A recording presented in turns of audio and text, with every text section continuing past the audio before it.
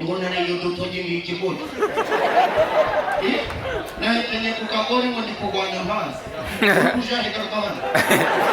Ankani.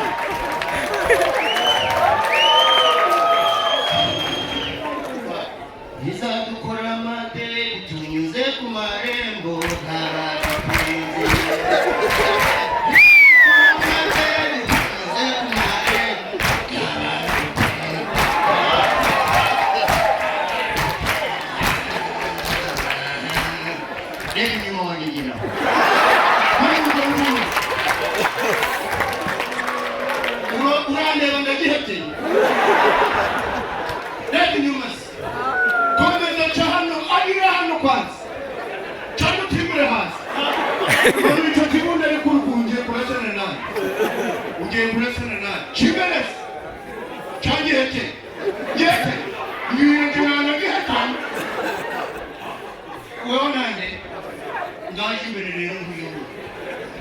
Bishimo byose mwasize mutogoshije byose kiragisa from the team and media